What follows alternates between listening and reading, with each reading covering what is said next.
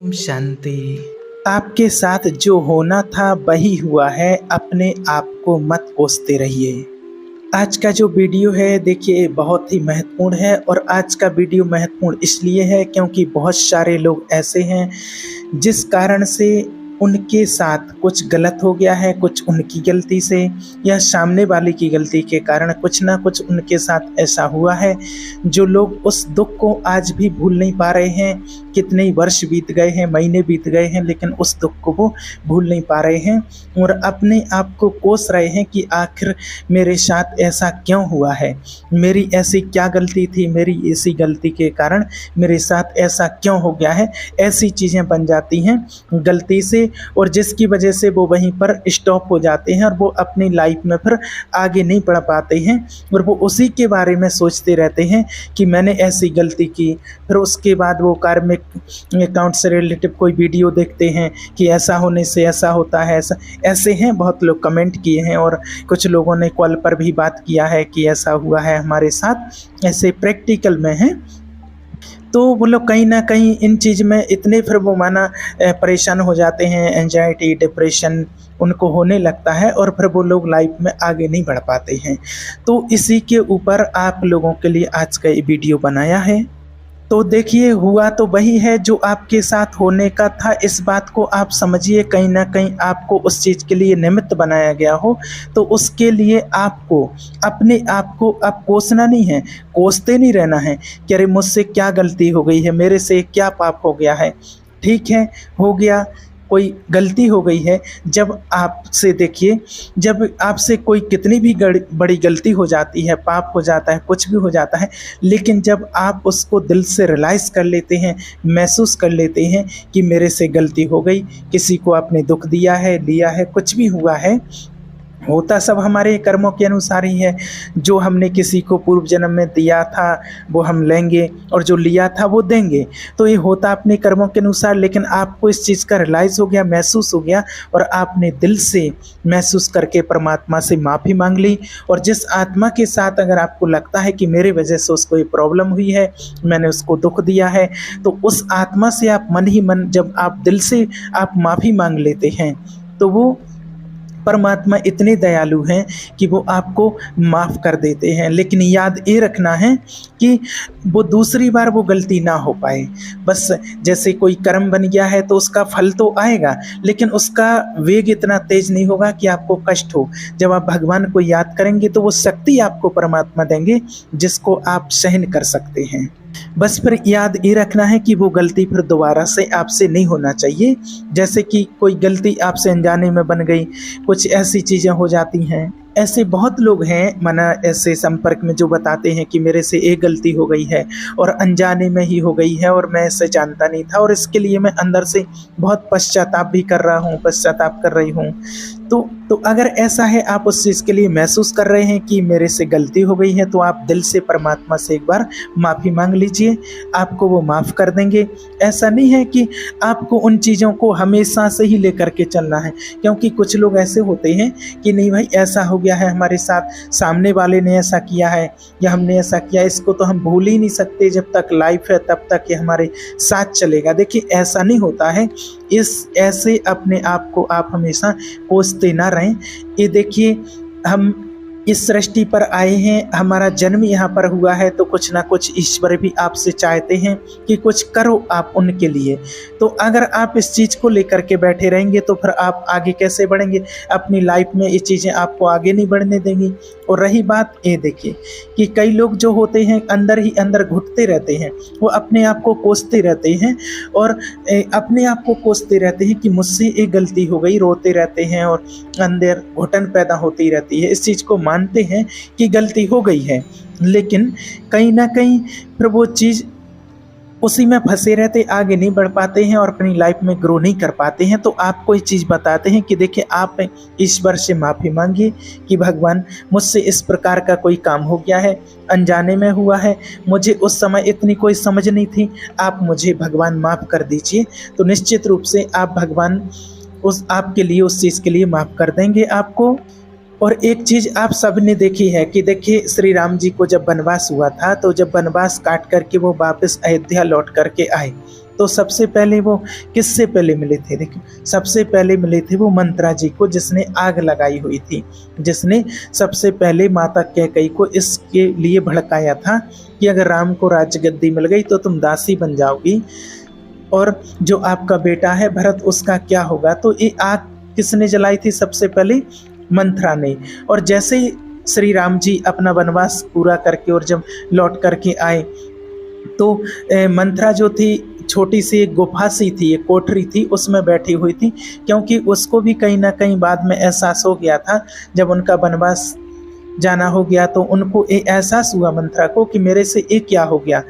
अब तब उनने सोच लिया था कि मैं इस कोठरी से बाहर नहीं निकलूंगी, कि आज जो मेरी वजह से श्री राम जी वन वन भटक रहे हैं, जंगल में भटक रहे हैं, तो मैं भी दुनिया का सुख नहीं भोगूंगी और मैं भी इसी अंधेरी काली कोठरी में पड़ी रहूंगी।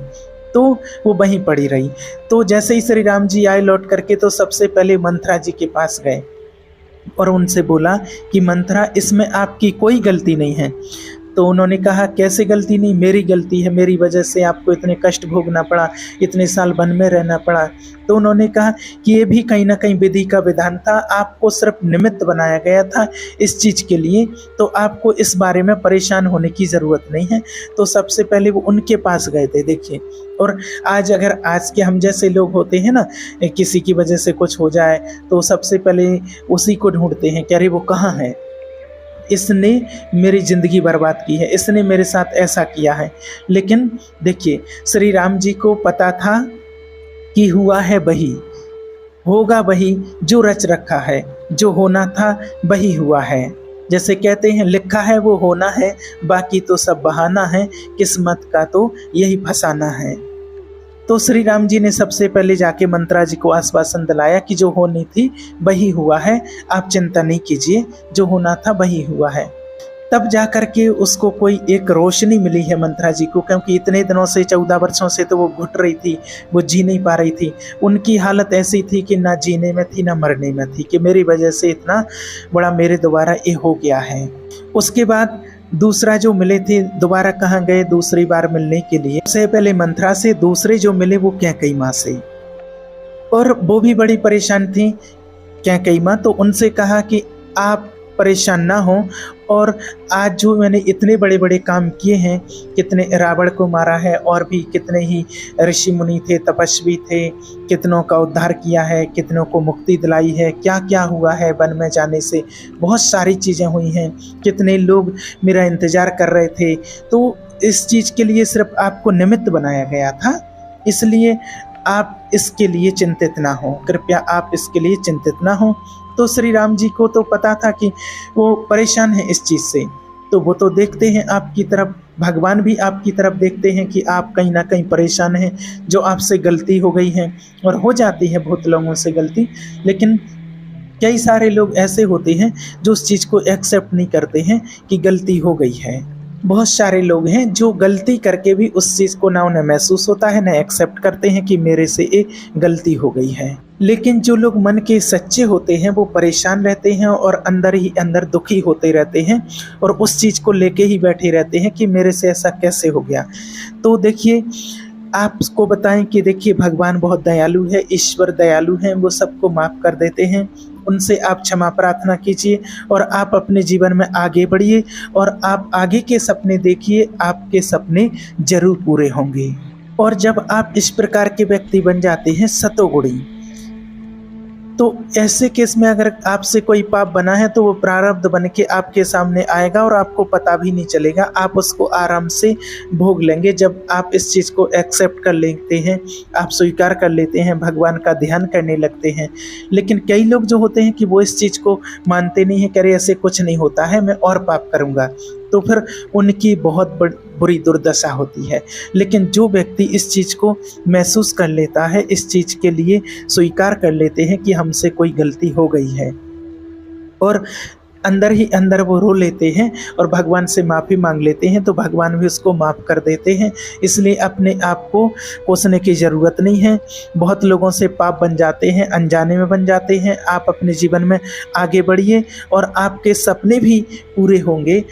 जब आप इस चीज़ को मानने लगते हैं कि अब मैं सद्मार्ग के रास्ते पर चलूँगा, भगवान के ईश्वर के बताए हुए मार्ग पर चलूँगा, आज के बाद मेरे से ऐसी कोई गलती नहीं होगी, कोई पाप नहीं करूँगी, ऐसा कोई पाप कर्म नहीं करूँगा, तो फिर उसके माध्यम से आपके अंदर स्पिरिचुअलिटी आ जाती है, आपके अंदर सतोगुण वाले विचार आने लगते हैं।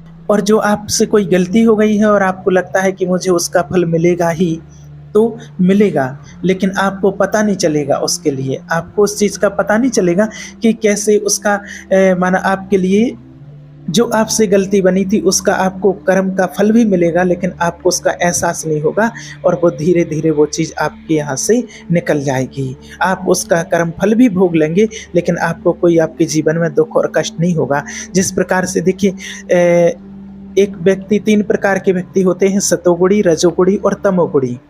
और तीनों का प्रारब्ध अगर ऐसा बनता है किसी प्रकार से कि तीनों के लिए एक दिन भूखा रहना है, अगर उनका कोई ऐसा प्रारब्ध बना, सतोगुणी, रजोगुणी और तमोगुणी 3 तरह के व्यक्ति और तीनों को एक दिन के लिए अगर भूखा रहना है, ऐसा उनका कोई प्रारब्ध बना है, तो सतोगुणी अगर कोई व्यक्ति है, सतोगुणी जो व्यक्ति है, अगर वो किसी, जैसे कोई गाय है और बेचारी वो तड़प रही है ना, तो वो क्या कहेगा कि हे भगवान, मैं एक दिन के लिए आपका व्रत रखूंगा या व्रत रखूंगी, लेकिन आप इसके लिए उठा लीजिए, इसको कष्ट ना हो, ये बहुत परेशान है। तो वो व्यक्ति उस दिन भूखा रहेगा, लेकिन प्रसन्नचित होकर के उसको एक खुशी मिलेगी कि मेरे वजह से वो गाय थी, उसको शांति मिली है, वो कष्ट से मुक्त हो गई, तो वो प्रसन्न होकर के भूखा रहेगा और एक नया कर्म बनाएगा, अच्छा कर्म बनाएगा। और वहीं रजोगुणी व्यक्ति होगा तो वो कहीं ना कहीं खाना खाने बैठेगा, तो घर में जैसे मान लीजिए कोई बीमार हो गया तो वो अस्पताल में लेकर के जाएगा, खाना छोड़ देगा, अस्पताल लेकर के जाएगा, उसका चेकअप कराएगा, दिन भर परेशान होगा, वो खाना नहीं मिलेगा। तीसरा तमोगुणी व्यक्ति होता है, जो बहुत गाली गलौज करता है, किसी की बात को नहीं मानता है, पाप करता ही जाता है। तो ऐसा व्यक्ति खाना सामने आते ही उसको अच्छा नहीं लगेगा, ये कैसा खाना बनाया है, क्या बना दिया है, इसमें कोई टेस्ट नहीं है, और उस खाने को ही फेंक देगा। और दिन भर घर वालों से लड़ेगा, मार्केट में जाएगा, वहाँ लोगों से लड़ेगा, फिर आएगा और कलेश करेगा, और घर में शराब पी के आएगा हो सकता है उस बात पर, और कलेश करता रहेगा और सो जाएगा। लेकिन आप सोचिए कि देखिए, तीनों व्यक्ति भूखे रहे हैं, और तीनों व्यक्तियों में से भूखे रहने में जो पहला वाला था उसको पता ही नहीं चला, उसको लगा कि मैं तो अच्छा काम कर रही हूँ और भूखी भी रह गई हूँ, अच्छा पुण्य कर्म भी कर लिया है। और दूसरा व्यक्ति जो भूखा रहा, लेकिन वो कर्म नहीं बना पाया, नया अपना भूखा तो रहा लेकिन कर्म नहीं बना पाया। और तीसरा व्यक्ति भूखा भी रहा और नया पाप कर्म भी उसने बना लिया है। तो ऐसे उसकी गाड़ी चलती रहती है।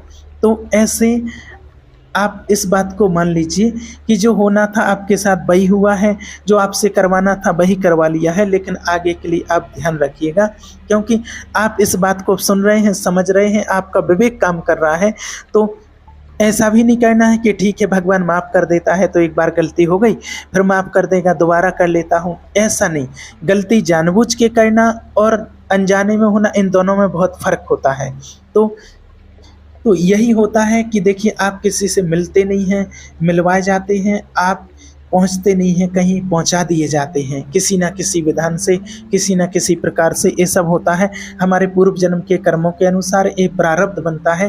और जब प्रारब्ध निर्मित होता है तो आपकी बुद्धि विवेक ऐसा हो जाता है कि आपको अगर आगे बढ़ना है तो आपका व्यवसाय किसी ऐसा व्यापार की तरफ जाएगा, या कोई व्यक्ति आपको ऐसा आकर के मिलता है जो आपको उस तरफ आगे लेकर के जाता है, और आप धीरे धीरे कुछ ही दिनों में पैसे वाले बन जाते हैं। और आपका प्रारब्ध अगर ऐसा बनना है तो आपकी बुद्धि कहीं ना कहीं ऐसी होगी कि जो काम आपको नहीं करना होगा और वो करेंगे, लोग मना करेंगे फिर भी आप ऐसा करेंगे। ये होता है प्रारब्ध से।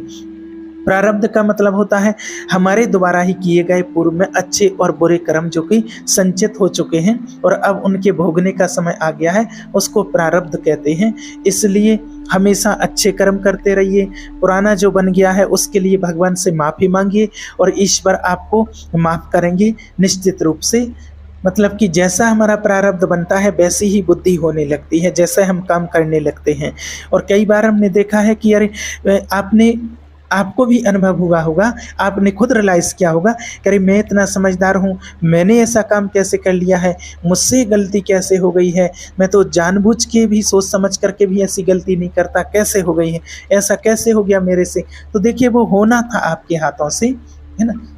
कई बार है कि जैसे कोई व्यक्ति पैदल चल रहा हो और वो अचानक किसी कारण से गिर जाता है, तो वो फिर आके कहता है अगर मैं उस रास्ते से नहीं जा रहा होता तो काश मैं गिरता नहीं। तो ऐसा नहीं, आपको उस रास्ते पर ले जाया गया, अगर मैं ऐसा नहीं करता तो ऐसा हो जाता। अगर इस लड़की से मैं ना मिलता, मुझे प्रपोज़ किया, मुझे धोखा दी इसने, मैंने हाँ कर लिया और ये ऐसे निकले, मुझे धोखा दे दिया। मैं अगर इसको हाँ नहीं करती, इसको हाँ नहीं करता, तो ये जो कहते कि अगर काश ऐसा नहीं करता मैं तो आज बच जाता, तो एक काश तो कुछ होता ही नहीं, ऐसा तो होता ही नहीं है। वो जैसा होना होता है वैसी ही आपकी बुद्धि हो जाती है। तो इसलिए अभी तक जो हुआ है, कभी भी आप उसके लिए कंप्लेन मत करो कि मुझे इस वजह से, इस व्यक्ति की वजह से ये नहीं करता तो ऐसा हो जाता, इस सब्जेक्ट में आज नहीं लेता या ये ले लेता तो आज मैं ए बन जाता, तो उस समय मैंने शायद गलत डिसीजन ले लिया। नहीं, जिस तरफ आपको जाना होता है वैसे ही निर्णय आपकी बुद्धि लेने लगती है, वैसे ही बुद्धि आपकी होती जाती है और आप उसी रास्ते पर चलते जाते हैं। इसलिए आप अब अभी की बात करते हैं, इस समय की, कि अभी आप इस चीज़ को समझते हैं, तो नो कंप्लेन, किसी प्रकार की कोई कंप्लेन नहीं पास्ट के बारे में कि ऐसा होता तो ऐसा हो जाता। कुछ नहीं करना है, अगर कोई गलती बन गई है तो उसके लिए भगवान से माफ़ी मांगनी है और अपना पूरा ध्यान आगे की तरफ लगाना है कि मुझे आगे बढ़ना है, बस आगे जाना है, मेरे काम में मुझे 100% पूरा ध्यान लगाना है, आगे बढ़ना है, आगे बढ़ते जाना है, परमात्मा को याद करना है, उनको याद करते हुए, भगवान की याद में रहते हुए, साधना करते हुए अपने लक्ष्य को प्राप्त करना है, अच्छे अच्छे सपने देखने हैं और आपको लाइफ में बहुत आगे बढ़ना है। ये निश्चित मान करके आप चलिए और आप पुरानी बातों को बिल्कुल भूल जाइए। ओम शांति।